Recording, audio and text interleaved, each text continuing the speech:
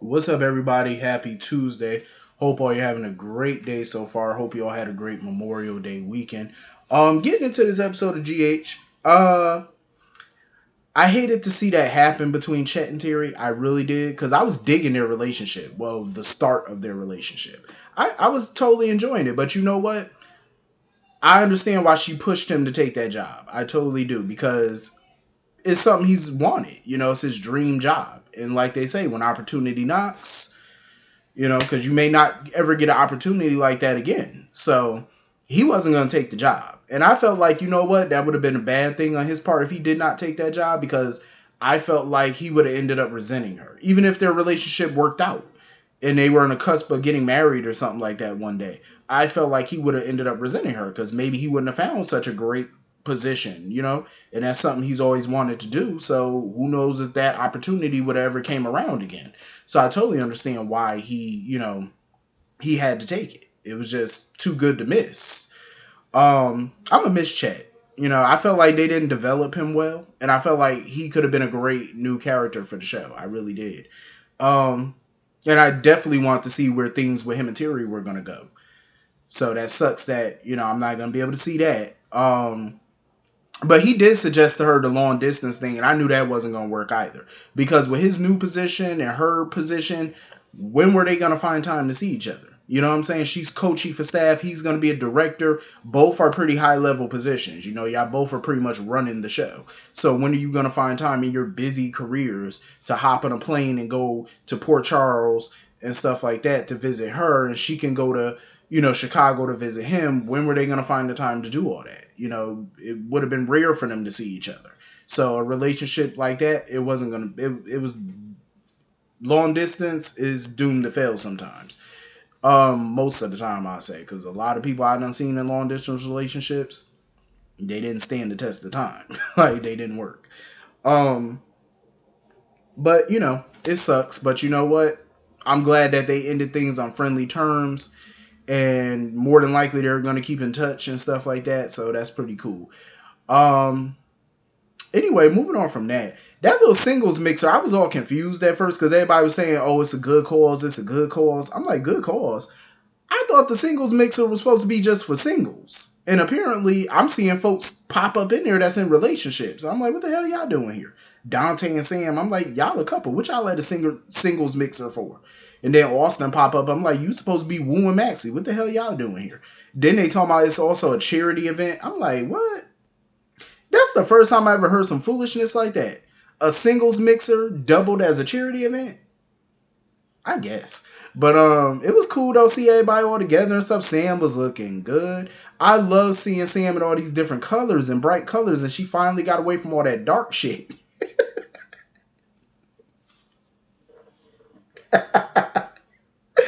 I swear to God, whenever I see Sam in something colorful, I get shocked. I be like, oh shit. She be wearing all these little red outfits with white mixed in and all this stuff. I'm like, okay. I'm not used to it. It's a shock to my system. You finally ditched all black. The black tank tops and stuff. I'm like, Lord have mercy. Look what happened when you get away from Jason. Mm, update your wardrobe. I like it. Um, so yeah, so it's a charity event and whatnot. Listen, everybody is so over chasing BLQ at this point. Dante's over it. Even Austin is over it. Austin was speaking the truth because he told Chase, he said, "Listen, ain't you tired of this roller coaster, this dance that you and BLQ keep playing?" He took the words right out of my mouth because I was thinking the same thing. I am over it. Like, this is some straight up Saved by the Bell shit. Okay, like this stuff that BLQ and Chase is doing, it just screams Saved by the Bell High School Musical. And I'm like, what are we doing? Y'all are grown, making y'all own cheddar, and y'all still can't get it together with this relationship or lack thereof. Like, this is getting crazy. And even Dante had to, tell BLQ, like, listen, you need to get your stuff together. Because he said, it's going to come a time where Chase don't answer that phone call from you. He don't come running to be by your side like he normally do. I totally agree with Dante. I'm like, y'all need to stop playing this little game y'all playing because it's getting exhausting. I'm tired of playing that game, will they or won't they? It's like y'all need to be or y'all need to forget it. Because all this back and forth between them is just getting ridiculous at this point. Y'all too grown for this. Um so anyway, Sam is all up in Spinelli's business. Like she wanna know what's going on with him. I feel bad for Spinelli because here he was at the event trying to talk to a woman and she just straight up dissed him yet again. Because remember when he was at the Savoy, he got dissed that night too. I hate that for him because even though people see Spinelli as a very weird kind of person, they think he's weird because they don't know him. You know what I'm saying? He's not your average guy. You know what I mean? He's eccentric in a way, in a nutshell. Um, to get to know Spinelli is to love Spinelli because he is really a great guy when you do get to know him. And I feel bad for him, because I know it's hard for him to approach a female, and muster up the courage to talk to them and stuff. It's tough for a lot of people. And I know it's hard for Spinelli, and that sucked. But Sam wanted to know what's going on with him because she felt like he's not telling her something about like what's going on with his life and stuff. And she's not gonna leave him alone until he do. And I can't fault her for that. Because I want to know what's going down with Spin.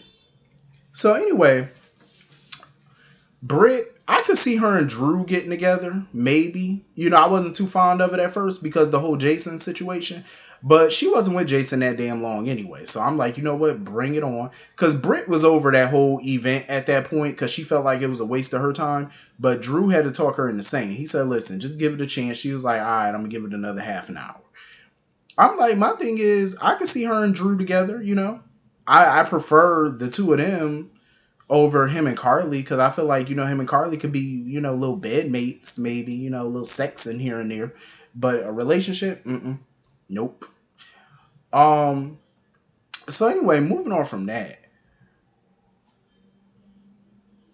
I totally get where Laura is coming from. I do. I love Laura. That's my boo, but her trying to compare her relationship with Kevin to Ava and Nicholas, I'm like, no, it's not the same thing. Because she wasn't really comparing per se, but she was just saying like her and Kevin, they got their little issues too. My thing is, the only issue Laura and Kevin have is trying to find time to spend more time with each other. That's the only time they got because they both are busy. She's the mayor, he's the psychiatrist. They're, busy careers. That's the only real issue they have. You know what I'm saying? They don't have communication issues. They don't have trust issues. Ava and Nicholas have communication and trust issues. And those are two combustible elements. You know what I'm saying? Like, if you don't have trust and communication, you ain't got nothing. Like, let's just put it like that. And their communication sucks. They talk at each other instead of talking to each other. And they clearly don't fully trust each other or each other's judgment, of course. Because Ava was lighting it up in that gun range. I said, there you go, Ava. Getting back to your roots. I love seeing her handle a gun. Because honestly, I feel like one of those bullets need to be in Nicholas's ass at this point.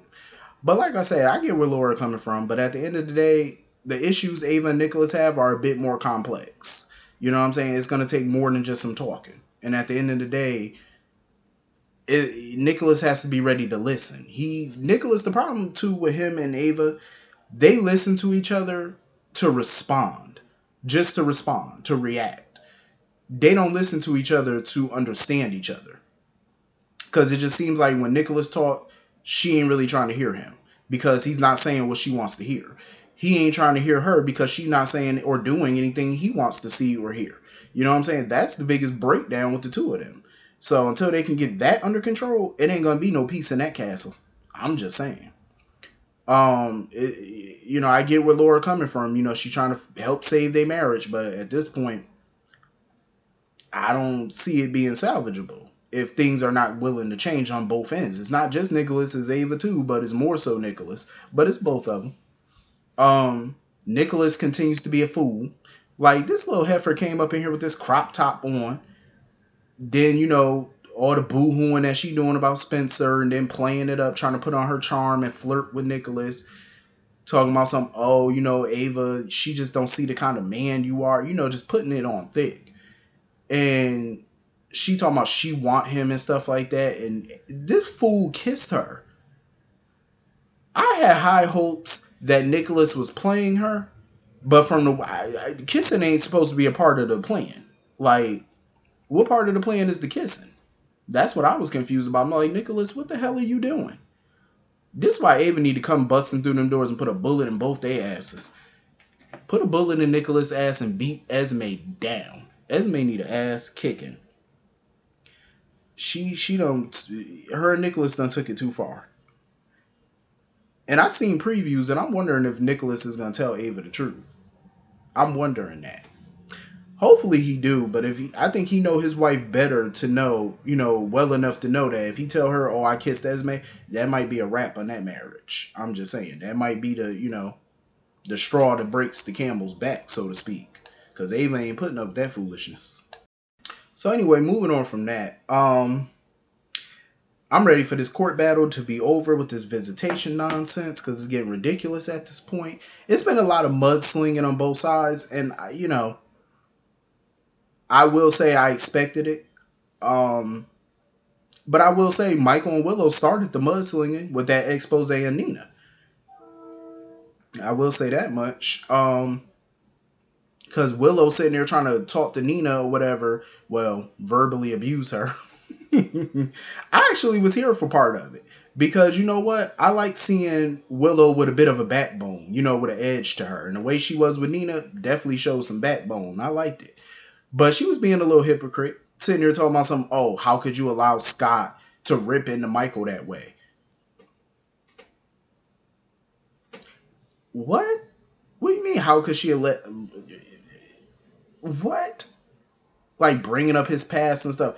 Y'all eviscerated this girl in the media. Y'all used the media to your advantage to get media attention and fan support and stuff, trying to get the general public to turn against Nina by having a trial in the media. That's usually what people do. You know what I'm saying? To get the public on their side. That's exactly what they were doing. You know what I'm saying? So how could the hell could you possibly get mad at Nina for turning the tables? She did what she had to do. I'm not mad at her for it. Shit, when you in a court battle, what was she supposed to do? Lie down and take it? That would have been foolish of her. She basically verbally just lashed out at Nina and then gonna sit there and ask Nina, oh, drop your petition for visitation. How are you gonna sit there and talk shit to this woman and still expect her to drop her petition? That's not gonna get her to drop it. I'm just saying. And I feel like it's a bit too late to drop the petition anyway because the judge is already pretty much all into this case and deliberating. So how it's too late to drop it. And Nina of course refused to drop it. Even if she didn't, even if she said, "Oh, I'll drop it," it's a bit too late for that. Shit, the judge just sat right here and listened to all this foolishness. You ain't about to waste the judge time if you think you're gonna drop something all last minute. It's not gonna happen. Um, so of course, Nina was slinging mud back by bringing up Harmony and stuff. So Michael had to break that up. Carly was all worried about the DNA results, so she left to go get those. I don't know why, because we all know whatever it says in those papers, she's not going to tell Willow or Nina or Michael for that matter. I believe Carly going to keep it to herself. Um, and it's funny that Michael said that he wants to tell Wiley everything about his past and what happened because he doesn't want Wiley to grow up seeing him the way he's seeing Sonny. You know what I mean? And Carly pretty much reiterated that by saying, oh, because you saw Sonny that had flaws or whatever. I'm like, Carly, you got flaws too. Don't sit there and try to put it all on Sonny, because yeah, Sonny's a very flawed individual, but so are you.